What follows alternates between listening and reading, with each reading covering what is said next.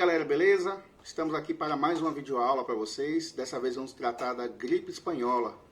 Antes de começar a videoaula, peço mais uma vez que vocês vão aí embaixo, se inscrevam no nosso canal e compartilhem nossos conteúdos para que valorizem o nosso trabalho, ok?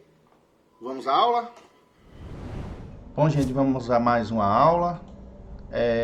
Estamos aqui no canal do professor Vinícius e o tema da nossa aula de hoje é a gripe espanhola. Vamos falar do passado e presente, porque devido ao Enem, devido aos vestibulares, certamente vai haver uma associação entre epidemias do passado e epidemias do presente, que no caso aqui vou tratar da gripe espanhola e junto com o doutor e professor Ângelo falar também sobre o coronavírus, semelhanças e diferenças entre as pandemias, ok? Primeiramente eu vou começar falando da parte histórica da epidemia da gripe espanhola. E na sequência, junto com o doutor e o professor Ângelo, vamos falar da parte biológica, tá bom? Vamos lá. A gripe espanhola foi uma pandemia, ou seja, uma epidemia generalizada, que se espalhou pelo mundo na segunda década do século XX, mais precisamente no ano de 1918, mais ou menos na época que estava terminando a Primeira Guerra Mundial. A gripe espanhola, a pandemia, ela se deu através da infecção causada pelo vírus H1N1, que também é conhecido como influenza. Aqui do lado vocês podem ver uma representação do vírus, ok? Toda a estrutura do vírus. Os números são variáveis, como qualquer pandemia, mas o número de mortos girou em torno de 50 milhões de pessoas no mundo todo. Alguns cientistas, alguns estudiosos afirmam que foi bem mais, mas geralmente esse número aqui é o mais aceito, 50 milhões de pessoas. Uma coisa que eu quero chamar a atenção de vocês é que, apesar de o nome ser gripe espanhola, ela não surgiu na Espanha. Existem várias hipóteses, como China, como Inglaterra, França, mas a hipótese mais aceita considera que os primeiros casos aconteceram nos Estados Unidos, Então lá é considerado o ponto zero, o ponto de início de partida da infecção causada pela influenza H1N1, a gripe espanhola. Mas vou tratar disso daqui a pouquinho. Vamos adiante. Bom, vamos falar um pouquinho do contexto histórico. O que acontecia no mundo naquela época, na segunda metade do século XX? Então vamos ver o que se passava. Bom, como eu havia dito há pouco, o mundo estava em guerra. A Primeira Guerra Mundial já havia começado em 1914 e em 1918 já estava em seus últimos momentos, quando surgiu a pandemia da gripe espanhola. Mas em outra aula eu vou falar especificamente sobre a Primeira Guerra Mundial, vou falar aqui um pouquinho. A Primeira Guerra Mundial aconteceu, começou na Europa, foi uma guerra travada entre dois blocos, duas alianças. Uma é a Tríplice Aliança formada por Itália, Áustria, Hungria e a Alemanha. E a outra aliança é a Tríplice Entente, formada por Reino Unido e Inglaterra, França e a Rússia. Logo no início da guerra, a Itália se retirou da guerra. Então a Tríplice Aliança ficou apenas com a Alemanha e a Áustria-Hungria. E em meados da guerra, quem sai é a Rússia. Então a Tríplice Entente ficou apenas com França e Reino Unido, ok? Outros países, como vocês podem ver aqui, ficaram neutros e não participaram ativamente da guerra. O que acontece? Nos países em que havia guerra, os governos censuravam a imprensa para não divulgar mortes de seus soldados, não divulgar doenças. Então, nos países que estavam em guerra, pouco se sabia sobre a gripe que surgia naquele momento. Porém, a Espanha, como eu mostrei aqui no mapa, era um dos países neutros, não participava diretamente da guerra. Então, como não participava da guerra, não havia censura à sua imprensa. A imprensa espanhola começou a divulgar os casos da gripe. E aí terminou pegando, gripe espanhola, gripe espanhola. Então, a Espanha foi o país europeu que mais divulgou o alastramento da epidemia. Então, os Estados Unidos entram na guerra, só que num campo de treinamento americano, lá no estado do Kansas, começou a surgir os primeiros casos da gripe. E esses soldados que estavam em treinamento terminaram embarcando rumo à guerra na Europa. E aí é que começa a grande contaminação provocada pela gripe espanhola. Então o que acontece? Os soldados americanos chegam lá na Europa, onde os que já estavam combatendo estavam em situação precária. Veja vocês que os soldados viviam, passavam a maior parte do seu tempo em trincheiras, buracos, corredores abertos para se proteger, mas passava frio, comiam mal, dormiam mal, se alimentavam mal. Então eles viviam em situação terrível. E a doença chega nesse contexto, ou seja, soldados com a imunidade baixa, a gripe se espalha rapidamente entre as tropas. O problema maior é que a gripe não ficou restrita somente aos soldados. Aos poucos, da guerra, a gripe se espalhou para a população civil. E a partir daí a gripe se espalhou pelo mundo em 3 ondas, ou seja, em 3 momentos. Logo a guerra acabou, os soldados retornaram para suas casas, aí que a epidemia se espalhou mesmo entre a população dos países. Inclusive vindo para o nosso Brasil. A gripe espanhola esteve presente no Brasil, matou muita gente aqui, atingiu sobretudo as grandes cidades. O Brasil não participou tão ativamente da Primeira Guerra Mundial, mas os contatos com as pessoas na Europa e nos Estados Unidos terminaram trazendo o vírus para cá. Um navio inglês chamado Demerara chegou, passou por Salvador, passou pelo Rio de Janeiro, em várias cidades brasileiras e, segundo dizem na época, foi o navio que trouxe os primeiros contaminados para o Brasil. Então vocês veem que os jornais noticiaram bastante a gripe espanhola aqui no Brasil. Então aqui tem, o Rio é um vasto hospital, e mostra também as pessoas sendo atendidas aos montes nas casas.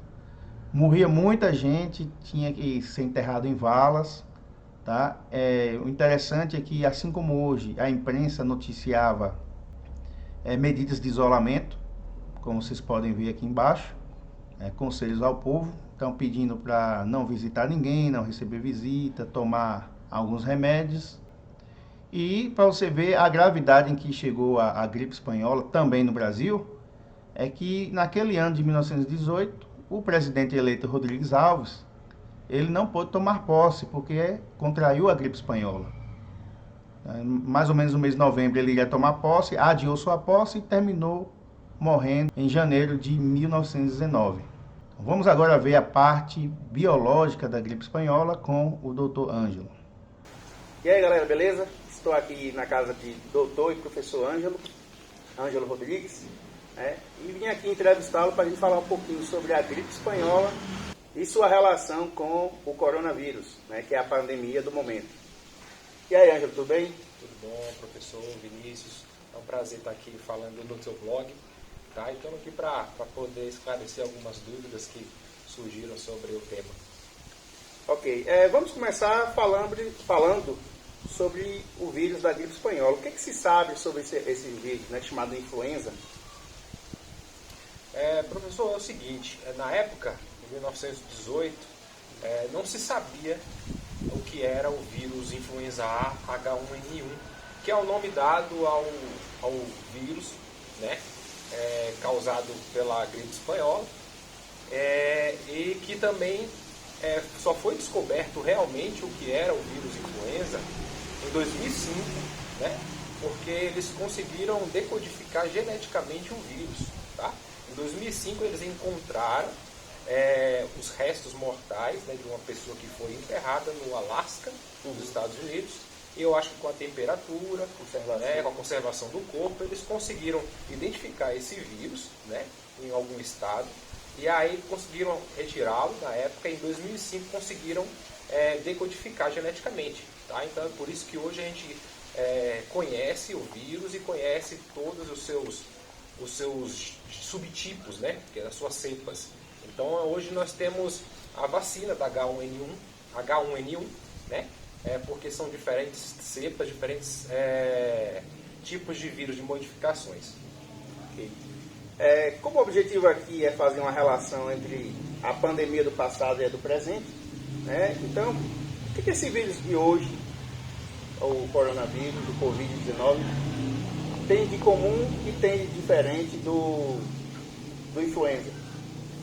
É interessante a pergunta porque a gente está vivendo uma época de pandemia. E a última vez que a gente teve uma outra pandemia, né, a mais mortal do século XX, que foi em 1918, durante a Primeira Guerra Mundial, né? Então, acho que o professor já até falou que na época, como os soldados eram subnutridos, eles viviam em comunidades muito próximos e viviam junto com porcos e aves, né? Então, aconteceu dessa infecção se alastrar muito rapidamente. É como você fala, o que é que tem em comum? O em comum da infecção por esses dois vírus é que eles são bastante virulentos, o que é isso? De fácil transmissibilidade, né? Ele se transmite muito fácil, né? E ele tem uma sobrevida em superfícies fora do corpo bastante alta. O coronavírus hoje, até hoje, o que a gente tem de estudo do SARS-CoV-2, que é o segundo coronavírus, depois daquela gripe aviária de 2009, que é o SARS-CoV-1, né, o que a gente tem hoje é que ele consegue viver em extremidades. Tipo, se a pessoa está contaminada, pega aqui no nariz, espirra, tosse e pegar numa cadeira, então esse vírus pode chegar até 72 horas ali naquela cadeira, dependendo, né, de vários fatores, como temperatura, né, como umidade, e que ele possa sobreviver. Então, o que a gente sabe pouco do Covid-19, mas a gente já sabe bastante do H1N1, né? Então, o H1N1 ele tem uma sintomatologia muito propícia para o lado da gripe. É por isso que o pessoal chama a gripe espanhola, ou então que a gente hoje chama de gripe H1N1, né? A vacina da gripe, que o pessoal fala, né? Ela é muito identificada com a gripe normal da gente, como que tem coriza, né? Que escorre aquele líquido pelo nariz, né? A gente tem espirros, a gente tem tosse, né? A gente tem uma febre na H1N1, uma febre alta, que é a partir de 38,9, né? Então, a H1N1 dá essa sintomatologia. Já no coronavírus, o que a gente sabe é que ela tem coisas parecidas com as gripes, né, comuns, ou então a gripe influenza A, né? Mas ela tem alguns fatores importantes que a gente tem que considerar, que a febre ela é maior somente a 37,8, é uma febre basicamente que começa baixa, mas que ela pode aumentar progressivamente e que mesmo você tomando algum tipo de antitérmico, ela não reduz, né? Mas ela tem outras características, como a tosse de início rápido, né? E ela vai causando uma pneumonia. Então a gente tem que entender que o coronavírus ele vai mais pelo lado da pneumonia, né? Então a pessoa começa a ter esses sintomas, perde também o olfato e o paladar, como algumas pessoas estão falando por aí, e os fatos de diferente, mais ou menos. Mas o que a gente está vivendo hoje, a gente vive uma pandemia do coronavírus em todo o mundo, né? Mas a gente também vive na Bahia hoje um surto de H1N1. Em Juazeiro, aqui próximo, a gente tem casos de H1N1, tá? A gente teve morte por H1N1. E tivemos alguns casos. Então a gente vive alguns surtos aqui em outros lugares do Brasil também. Tá? Então é mais ou menos o que eles têm em comum. As diferenças também estão nos sintomas, né? Então é bem perceptível. São bem parecidos, mas são perceptíveis assim sutilmente, assim, né? E outras coisas sobre isso é que a vacina do H1N1 já, né? Temos a vacina do H1N1 e estão em estudo a vacina da coronavírus 19, né? Que provavelmente Inglaterra e Alemanha já estão nos testes finais de experimentos, que antigamente, até antes do H1N1, a gente falava que uma vacina, para passar por todos os testes, ela demoraria de 1 ano e meio, 2 anos chegaria. A gente conseguiu, uma pandemia, com a tecnologia que a gente tem hoje, começar a experimentar a vacina já em humanos com o quê? Com 3 meses, 4 meses de coronavírus. Então é algo excepcional, né? É uma tecnologia que a gente tem hoje, que a gente não tinha em 1918, por isso matou tantas pessoas naquela época, né? Alguns noticiários daquela época, né, da gripe espanhola, aconselhavam a população a ficar em casa, se isolar. E você vê que 100 anos após, né, agora com a pandemia do Covid, existe essa mesma orientação, né? Então, por que é tão necessário ficar em casa, como se pede tanto naquela época quanto hoje? É porque a gente aprendeu um pouco sobre o que é pandemia, né? A gente tem um histórico dessa pandemia da gripe espanhola e a gente aprendeu um pouco de como evitar, né, o contágio quando a gente não tem a vacina, a gente não tem um remédio, né? Então, a gente tem que evitar certos contágios, né, e contatos, né? Então, a gente fala do isolamento social hoje em dia, do distanciamento social, que de primeira vez lá na gripe espanhola em 1918, o pessoal não levou muito a sério, até que começou a morrer muita gente. E a segunda onda da gripe espanhola foi mais fatal do que a primeira. Então a gente tem que aprender. A gente está pensando às vezes que enquanto não chega na nossa cidade, enquanto não chega na nossa família, é pouco importante a gente se importar, né? Então a gente tem que entender que esse distanciamento social, esse isolamento social é importante. Por quê? Porque, vamos por exemplo, eu vou dar um espirro aqui nesse momento. Se eu dou um espirro e estou contaminado com a Covid-19, né, com o coronavírus, se eu estou contaminado e estou em estado de incubação, que pode durar de 7 a 14 dias, eu posso ficar 14 dias sem sentir nada, mas já estando transmitindo esse vírus. Se eu dou um espirro, eu consigo passar 500 milhões de partículas do vírus no ar. Então, até a 4, 5, 6 metros, dependendo da velocidade do vento e tudo. Então, a gente pode contaminar um ambiente muito grande, né? Então, esse é o problema. Se a gente tem um contato, se a gente vai para a fila do banco e tem 50 pessoas na fila, a gente não respeita uma distância mínima de 1,5 metro, 2 metros, a gente, com certeza, se a gente estiver contaminado, a gente vai passar para aquela outra pessoa. A mesma coisa é a importância do uso da máscara, né? É muito importante a gente usar a máscara, nem que seja caseira, porque a máscara, quando eu uso, quando você usa, a gente tem um aumento de até 80%, 90% de proteção, né? De não passar um para o outro, do uso correto da máscara, né? O que usar aqui que proteja o nariz, que proteja a boca, que não esteja úmida, que você não toque tanto na máscara. Então ela necessita de vários cuidados para que a gente possa não transmitir o corona. E o que elas têm, que a gente tem que evitar o isolamento, é porque elas são muito contagiosas. O coronavírus ele é muito contagioso. Houve um estudo na China agora que as cepas, as modificações do coronavírus que chegaram na Itália e no Brasil, elas são 270 vezes mais transmissíveis do que aquela que estava na China. Entendeu? Então a gente tem que entender que isso é muito complicada essa situação, e como a gente não tem um remédio próprio para coronavírus, a gente tem que ficar isolado em casa, a gente tem que se distanciar socialmente, porque vocês percebem que as UTIs já estão sendo muito ocupadas, né, que os leitos já estão sendo ocupados, e um dado muito importante do coronavírus se eu tenho 1.000 pessoas infectadas, 20% dessas pessoas elas vão precisar de hospitalização. Então a gente tem 200 pessoas que vão precisar de hospital, entendeu? Então 200 pessoas que precisam de hospital, 5% desses 1.000 também vão precisar de UTI. E não é toda unidade, não é toda cidade que a gente vai encontrar 50 UTIs próprias para o coronavírus, e essa é a importância. A importância está aí, né? Vamos colocar em Xique-Xique. Em Xique-Xique, se 1.000 pessoas se contaminam com o Covid-19, a gente não tem estrutura suficiente para colocar 200 pessoas dentro do hospital. A gente tem outras doenças, a gente tem pneumonias diversas que não são oriundas do coronavírus. A gente tem pessoas que chegam com emergência, com hipertensão arterial, com emergência hipertensiva, né? A gente tem pessoas que têm diabetes, que chegam com problemas de cetonúria e outros problemas, né, da diabetes e tal. Então, essas pessoas que chegam em emergência, a gente tem que tratá-las. E pessoas que vão estar lá também contaminadas, vão contaminando outras pessoas. Um profissional da saúde que não está totalmente preparado, que não está com o seu vestimento adequado, com o seu EPI, que é o equipamento de proteção individual.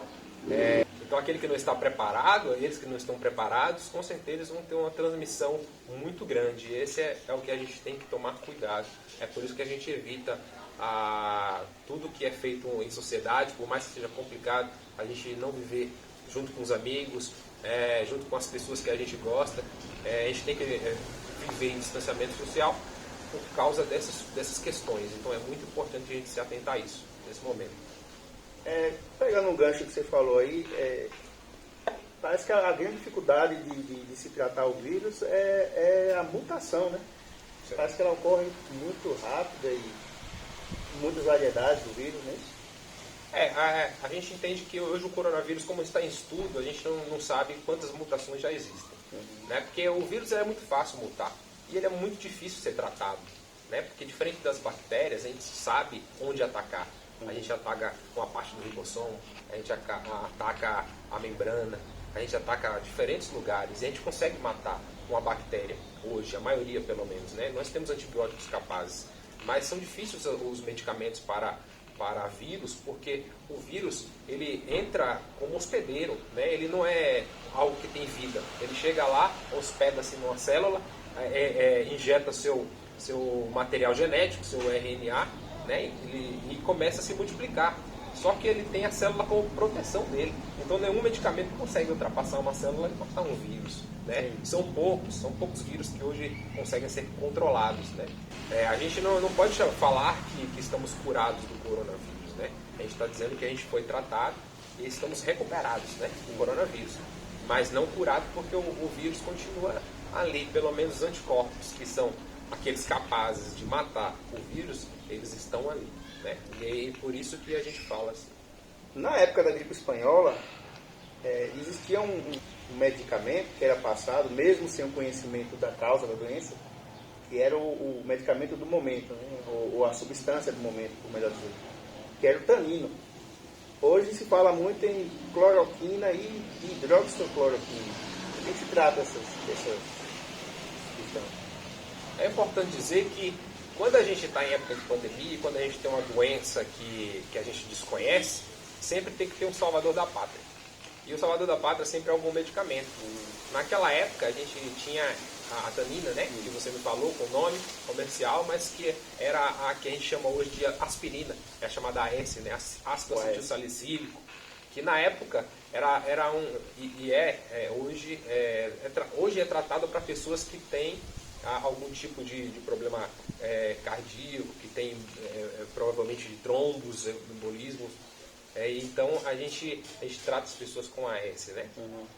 E naquela época eles tratavam para qualquer coisa, para febre.